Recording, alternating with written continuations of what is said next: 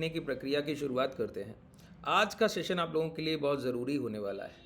आज जो आप सीखेंगे वो एक तकनीक है, एक तरीका है खरीदारी का, एक बाइंग का प्रोसेस, जिसमें आप लोग सोचते हैं ना कि कई लोग इस तरीके से बाइंग अपॉर्चुनिटीज़ को ग्रैब कर लेते हैं कि अगले 6 महीने या साल भर में उनका जो ट्रेडिंग अमाउंट है, जो भी कैपिटल है, फंड है, वो 4x हो रहा है, 5x हो रहा है, 4 से 5 गुना आप कर ले रहे हैं। वो इक्विटी में कैसे हो जा रहा है लोगों का, जो वो होल्डिंग पीरियड अपना रख रहे हैं वो भी बड़ा नहीं है, उसके बाद उनको इम्पैक्ट प्रॉफिट्स बहुत बड़े निकल कर आ रहे हैं, जनरेट उनका कैपिटल बहुत बड़ा हो रहा है। कैसे हो रहा है? तो इन प्रोसेस को आप समझेंगे। देखिए, जो चीज़ें हम लोगों ने सीखी, अब आगे की क्लासेस में जो भी आप चीज़ें सीखेंगे वो उन्हीं जुड़ी हुई होंगी, पूरी इंटरकनेक्ट होंगी। ठीक है? अगर आपको पता है कि कंसोलिडेशन, कल का सेशन मैंने किया नेगेटिव कंसोलिडेशन, इसके पहले मैंने सेशन किया पॉजिटिव कंसोलिडेशन, एक मैंने एटीएमआ पर इंट्राडे पोजीशंस के लिए हम लोगों ने बहुत सारे सेशंस किए हुए हैं। ठीक है? 200 के मूविंग 200 के मूविंग एवरेज पर हम लोगों ने सेशन किए हुए हैं। अब उन चीज़ों का हम लोग अपने इक्विटी में जिस तरीके से खरीदारी बाइंग अपॉर्चुनिटीज़ प्लान की जाती हैं, कैसे आप मल्टी बैगर फाइंड आउट करते हैं, वो तरीका आपको सीखना होगा। और सारा लर्निंग प्रोसेस वही है, चीज़ें वही हैं, बस उसको देखने का नज़रिया बदल जाएगा। अब आप लोग ये समझेंगे कि कैसे बड़े टाइम फ्रेम पर प्राइस को एनालाइज किया जाता है। ठीक है? और ख़रीदारी किस किस तरह से संभव है, एक एक पॉइंट को हम लोग क्लियर करते हैं। सबसे पहले प्राइस एक्शन के बेस पर जाएंगे और उसके थ्रू क्लियर करेंगे। अभी आपकी स्क्रीन पर एक चार्ट दिख रहा है जो कि HUL का है, हिंदुस्तान यूनिलीवर का, जो कि FMCG कंपनी है। ठीक है? अब हिंदुस्तान यूनिलीवर में अगर आप गौर करें, सिर्फ प्राइस एक्शन बेस्ड आप सिर्फ चीज़ों को देखें, तो यहाँ पर आपको एक कंसोलिडेशन फेज दिखेगा। देखिए, कंसोलिडेशन फेज दो तरीके के होते हैं, मैंने भी आपको बताया। कंसोलिडेशन एक बड़ी रेंज में होता है और एक कंसोलिडेशन बहुत नैरो रेंज में होता है। ठीक है? एक बड़ी रेंज का कंसोलिडेशन जो है वो आपको ट्रैप तो कर सकता है शॉर्ट टर्म के लिए। नैरो रेंज का कंसोलिडेशन आपको शॉर्ट टर्म के लिए भी ट्रैप नहीं करता, वो प्राइस में आपको बड़ी डिमांड वहीं से जनरेट करके देता है, बड़ी खरीदारी वहाँ से आती है। कैसे, इसको ज़रा समझिए। एक बड़ी रेंज का कंसोलिडेशन जो है वो एक बड़े टाइम फ्रेम पर चल रहा है, जैसे कि अभी हम लोग वीकली टाइम फ्रेम का, हर एक कैंडल एक हफ्ते के प्राइस एक्शन को यहाँ पर रिप्रेजेंट कर रहा है, हर एक कैंडल। तो यहाँ पर अगर आप गौर करें तो आपको दिखेगा कि जुलाई 2022 से और अभी तक फरवरी 2024 तक तो हम तो इस रेंज को ही ट्रेड कर रहे थे, उसके बाद हम लोगों ने इस रेंज का लो ब्रेक किया। लेकिन किसी प्राइस का एक रेंज में बने रहना एक्यूमुलेशन दर्शाता है, यहाँ पर खरीदारी हुई होगी। क्यों? गिरावट के लिए कोई भी समय नहीं चाहिए, खरीदारी के लिए टाइम चाहिए, एक ड्यूरेशन चाहिए, तब खरीदारी होती है। जैसे यहाँ पर बिकवाली हुई है, 2800 के प्राइस पर बिकवाली हुई, बायर्स ने प्राइस को 1900 के आसपास रोक पाया। तो ये खरीदार जब पहली डिमांड क्रिएट किए तो प्राइस दोबारा इस रेंज की पहुंचने की कोशिश किया, लेकिन उस रेंज तक पहुंचने की कोशिश किया वो सेलर्स थे, वो वहाँ पर डिस्ट्रीब्यूटिंग कर रहे हैं।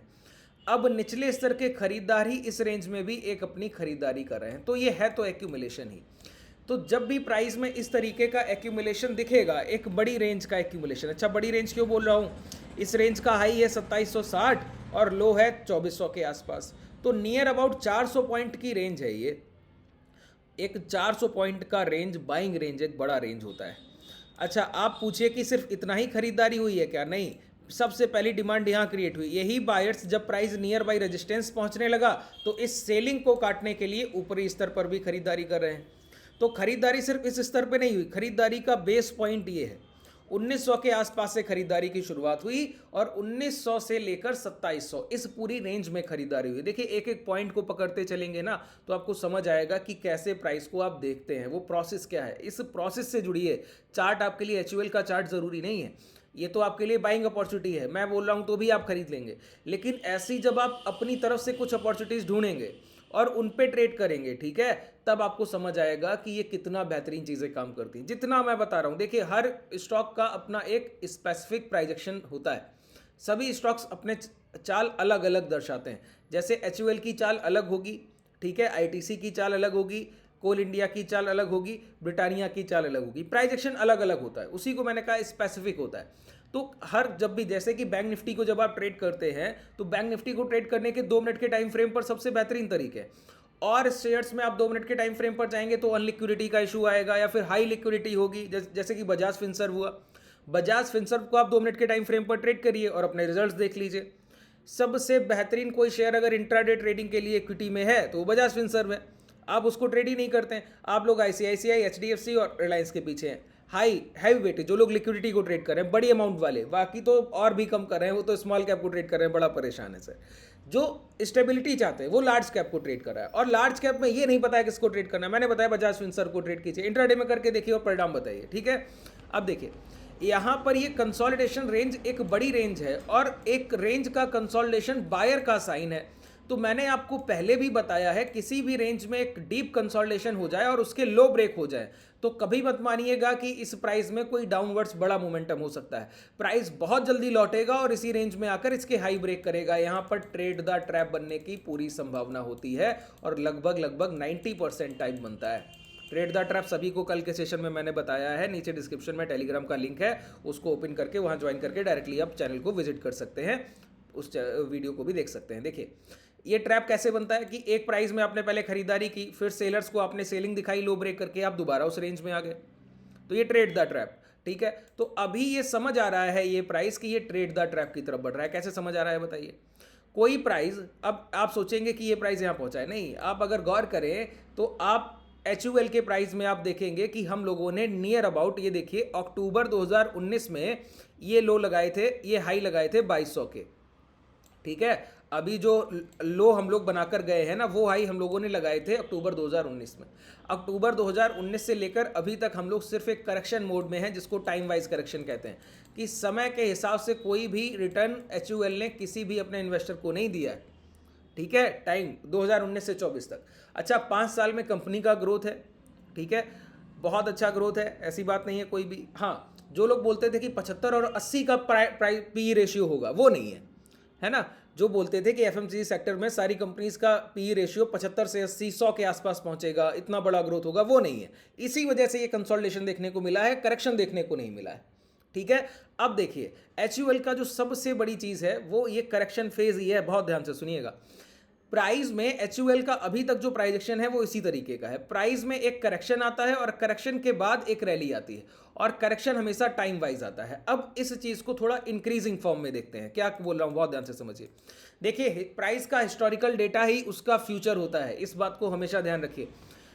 HUL का प्राइजेक्शन जिस तरीके से है कि प्राइस थोड़ा सा अपवर्ड्स मोमेंटम करने के बाद, एक रैली के बाद अगर पहले छोटा करेक्शन करता है और फिर एक रैली करता है, और अगली बार प्रीवियस करेक्शन से बड़ा टाइम वाइज करेक्शन। अच्छा, इस कंसोलिडेशन को मैं करेक्शन बोल रहा हूं क्योंकि ये टाइम वाइज करेक्शन है, इस वजह से, ठीक है। ये है तो कंसोलिडेशन, प्राइस में कोई मेजर डाउन ट्रेंड तो आया नहीं, लेकिन प्राइस एक दायरे को ट्रेड कर रहा है, रिटर्न तो फिर भी जनरेट नहीं कर रहा, तो इन्वेस्टर के लिए हुआ तो वो करेक्शन ही, ठीक है।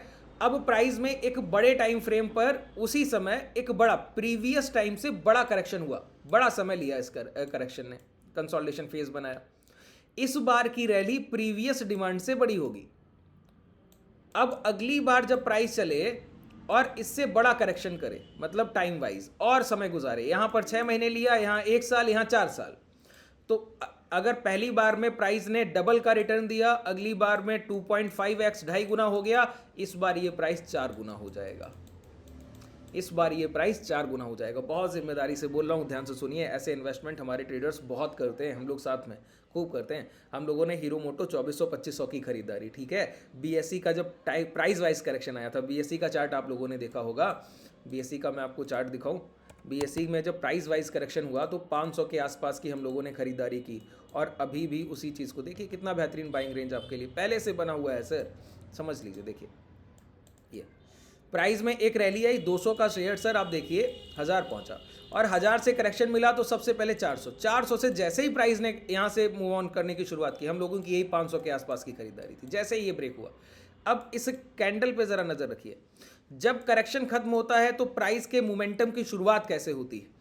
जब प्राइस में करेक्शन खत्म होता है तो एक body size, deep body size candle का फॉर्मेशन होता है, जो पिछली 4 से 5 या 8 कैंडल्स को एक साथ ब्रेक कर रही होती है उसके हाई के साथ। यही चीज आपको HUL में अभी रिसेंटली देखने को मिलेगी। अभी तक इस पूरे डाउन ट्रेंड में आपको एक भी पॉजिटिव कैंडल देखने को नहीं मिलेगा, और अचानक से आपको 1 2 3 4 5 6 और 7 हफ्तों के आसपास की बिकवाली को काटते हुए सिर्फ एक हफ्ते की खरीदारी दिखेगी। ये होता है डिमांड इंपैक्ट, ये होता है प्राइस के चलने की बिगिनिंग, शुरुआत हुई है जस्ट, ठीक है। अब जो चीज मैं आपको बता रहा था समझ लीजिए, ठीक है, इस तरीके की हम लोग बहुत खरीदारियां करते हैं सर। आप लोग आईटीसी नहीं खरीद पाए, हम लोगों ने 200 के भाव पे खरीदा था, होल्ड कर रहे हैं। ठीक है, आप लोग कोल इंडिया नहीं खरीद पाए, 250 के प्राइस की बाइंग है, होल्ड कर रहे हैं। आप लोग सर ऐसे खरीदिए। अब देखिए, मैं आपको इसके करेक्शन फेज दिखाऊं, बहुत ध्यान से समझिए। ठीक है, ये यहां से इसकी पहली रैली, ठीक है, 431 का भाव जो हाई लगा गया वो 700 के आसपास, लगभग 70 to 80% का रिटर्न है ये। ठीक है, 70 से 80% का रिटर्न है। फिर एक करेक्शन की शुरुआत हुई, बहुत बड़ा डाउन ट्रेंड आपको देखने को नहीं मिला, गौर कीजिए, बहुत बड़ा कोई डाउन ट्रेंड और बहुत समय लंबा करेक्शन नहीं। जुलाई 2022 में शुरुआत हुई, 13 में, जुलाई 2013 में, और ये करेक्शन एंड हो गया 14 में, जब ये हाई ब्रेक हुए 14 के आसपास, अगस्त 2014 में। तो एक साल का ये करेक्शन फेज था, उसके बाद हाई ब्रेक हुए तो दूसरी रैली की शुरुआत हुई। अब ये प्राइस 900 के पास पहुंचा। अब इसने पिछली बार बहुत कम समय लिया था, इस बार देखिए जनवरी 2015 से लेकर और ये 2017, 2 साल का करेक्शन किया। 2 साल के करेक्शन के बाद जब हाई निकाले तो 960 का भाव, आप देखिए, ये जो अभी हम लोगों ने हाई कंसीडर किए थे ना कि ये हाई लग गए हैं 2019 में, ये तो ये हाई अभी आपने देखा 1000 का भाव 2100-2200, डबल से ज़्यादा चल गया विद इन अ 2 ईयर। इस बार का करेक्शन, अब देखिए करेक्शन टाइम फ्रेम बढ़ रहा है, बहुत ध्यान से समझिए प्राइस एक्शन को, टाइम फ्रेम बढ़ रहा है। पहले 1 साल का करेक्शन था, फिर 2 साल का करेक्शन था, रैली 70 to 80%, इस बार की रैली 70 से 80% से बढ़कर 120-130%। ठीक है, इस बार का करेक्शन डबल हो गया, पिछले बार से इस बार से भी डबल हो गया, मतलब 2 साल का था, इस बार 4 साल का करेक्शन फेज है। अब 4 साल के करेक्शन फेज में ये रिटर्न भी नियर अबाउट डबल हो जाएंगे। इसीलिए मैंने बोला कि एचयूएल का जो अगला टारगेट है वो 4 गुना है। अच्छा, 4 गुने के लिए भाव क्या होना चाहिए? अभी हम अगर 2400 ट्रेड कर रहे हैं तो नियर अबाउट 9000 प्लस, 9600 के आसपास आएगा। 2400 को 96 होता है सर, तो 9600 के आसपास आएगा, लेकिन 9000 प्लस के टारगेट आप अपने पास रख सकते हैं। इसी के इर्द गिर्द अगर आप प्राइजेक्शन को देखें तो ऐसे ही प्राइस जो चलते हैं 3000, देखिए कुछ रेंज याद रखिए, मैं आपको बहुत प्रैक्टिकली, देखिए हमारे सारे ट्रेडर बहुत प्रैक्टिकली ट्रेड करते हैं इस तरीके से, आप लोगों की तरह नहीं कि ये प्राइस चल रहा है इस पर ट्रेड करना है, पूरी तरीके से आप लोग टेक्निकल हो गए हैं सर। भाव को भाव की तरीके देखिए ना, टेक्निकली उसको हम लोग समझने की कोशिश करते हैं। चार्ट का डेटा हमको ये बताने के लिए है कि प्रीवियस प्राइस का हिस्ट्री क्या है और आप उसमें बायर सेलर को किस रूप में देख पा रहे हैं, वो तो आपकी समझ के ऊपर है, आप कैसे चीज़ों को एनालाइज कर रहे हैं। आप पूरी तरीके से टेक्निकल हो गए, यही गलती हो गई ट्रेडिंग में। जो लोग अभी तक तकलीफ में, उनके साथ सबसे बड़ी दिक्कत ये है, आप लोग पूरी तरीके से टेक्निकल हुए। अब प्राइस को समझिए, मैं हमेशा बोलता हूं कोई भी शेयर अगर 30 और 33 रुपए से निकल कर जा रहा है तो उसका अगला टारगेट 100 है। ठीक है, वही शेयर अगर 22 से 25 रुपए की रेंज से निकल कर जा रहा है तो उसका अगला टारगेट 8000 के आसपास है। 8000 के आसपास मतलब 2200-2500 से निकल कर जा रहा है, 22 या 25 रुपए से निकल कर जा रहा है तो 80 रुपया है। अगर आपको इन सारे एग्जाम्पल चाहिए तो मैं आपको बोलूं, आप देखिए IRFC का प्राइस देख लीजिए, RVNL का प्राइस देख लीजिए, पहला टारगेट जो इनिशियल होता है वो। अभी रिसेंटली अगर मैं आपको एग्जाम्पल दूं तो IRB इंफ्रा का प्राइजेक्शन आप लोगों ने देखा, पहला टारगेट देखिए, मैं आपको दिखाऊं, ये 68 रुपए का शेयर है, ये रिसेंटली मूवमेंट हम लोगों ने खरीदारी इसी वजह से की थी। ये देखिए 25 रुपए का शेयर था, पहला टारगेट आपको क्या देकर गया है? 70-71। अब ये चीजें आप सोचिए किसी रूल बुक में लिखा होगा, किसी टेक्निकल का हिस्सा है? नहीं, आपके ट्रेडिंग के एक्सपीरियंस का हिस्सा है। जैसे जैसे हम लोग इन्वेस्टमेंट करते रहे हैं, काफी सालों से कर रहे हैं, जिस तरीके से हम लोग स्विंग करते हैं, उसका एक बस ये पार्ट है।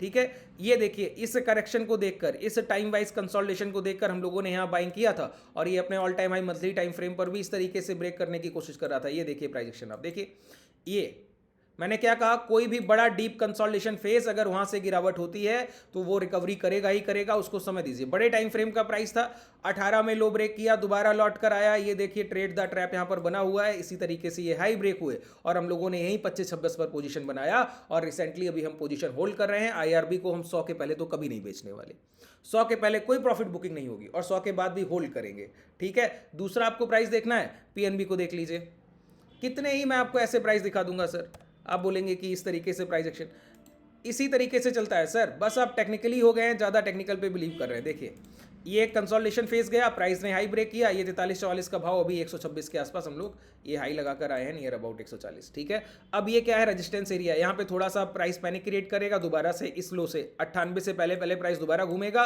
और मैं दावे से बोलता हूँ इसके 250-220 के हाई ब्रेक होंगे, इसका ऑल टाइम हाई 500 प्लस लगेगा। अब आप इसको होल्ड करके देखिए, अगले 2 से 3 साल आपके सामने टारगेट है ये। ठीक है। अब आप इन चीज़ों पर जब बिलीव करेंगे, इन चीज़ों पर काम करने की शुरुआत करेंगे, इन प्राइस एक्शन को समझेंगे, तब आपका पैसा बनता है सर, ठीक है। जो लोग बोलते हैं इक्विटी में पैसा नहीं, इक्विटी में बहुत पैसा है, आप इक्विटी में काम ही नहीं कर पाते, ठीक है। इतने रिसर्च पब्लिश होते हैं, नीचे डिस्क्रिप्शन में आपको मोतीलाल ओसवाल का लिंक मिलेगा, इसी वीडियो के डिस्क्रिप्शन में मिल जाएगा। अब मोतीलाल ओसवाल के इतने रिसर्च पेपर हम लोग फंडामेंटल्स पे साथ में लाते हैं, आप उन पे अगर जाकर उनको डीप स्टडी करेंगे, आपको पता लगेगा कि फंडामेंटल्स कितने स्ट्रांग है। उसके बाद प्राइजेक्शन पे आकर उसको रीड किया कीजिए कि क्या कोई खरीदारी बढ़ रही है। अब एफएमसीजी सेक्टर में सारे सेक्टर, एक नहीं सारे प्राइजेस बुलिश हैं। आप ब्रिटानिया का शेयर देखना चाहते हैं, मैं आपको ब्रिटानिया का प्राइस दिखा दूँ, ये देखिए, ये मोमेंटम अभी रिसेंटली आपको वीकली टाइम फ्रेम दिखा दूंगा, आप बोलेंगे बिल्कुल ज़बरदस्त खरीदारी है। आइए ये देखिए, ये एक एक्यूमुलेशन, यहाँ से एक डिस्ट्रीब्यूशन हुआ 5200 के आसपास, प्राइस 4500 पहुंचा, एक डीप बहुत इतना छोटा, अगर प्राइस का कोई डिमांड जोन बन जाए तो पहला दोबारा से इसको टच किया, जब रिट्रेसमेंट आया तो देखिए यहीं से बाइंग उठा के हम लोग दोबारा जा रहे हैं। दावे से बोलता हूँ ये हाई ब्रेक होंगे और अगला टारगेट इसका जो आपको मिलेगा 6000 प्लस रिसेंटली, बहुत जल्दी, बहुत ज़्यादा समय इसमें नहीं लगना है, ठीक है। तो इन चीज़ों पर अगर आप काम करेंगे तो आपको बहुत अच्छे परिणाम मिलने वाले, ये बात ध्यान रखिए, ठीक है। अगर आप हमसे जुड़ना चाहें और लोगों से शेयर करना चाहें पूरी नॉलेज को, तो नीचे जो भी आप जितने लोगों से आप शेयर कर सकते हैं, ठीक है। नीचे डिस्क्रिप्शन में आपको कोई भी अगर तकलीफ आती है, डिस्क्रिप्शन में कॉन्टैक्ट डिटेल है, टेलीग्राम का लिंक है, वहाँ से डायरेक्टली भी मैसेज कर सकते हैं, जुड़ सकते हैं। और कोई डाउट है तो कमेंट सेक्शन में बताइए, मैं नेक्स्ट सेशन में उसको ज़रूर लेकर आऊँगा। धन्यवाद।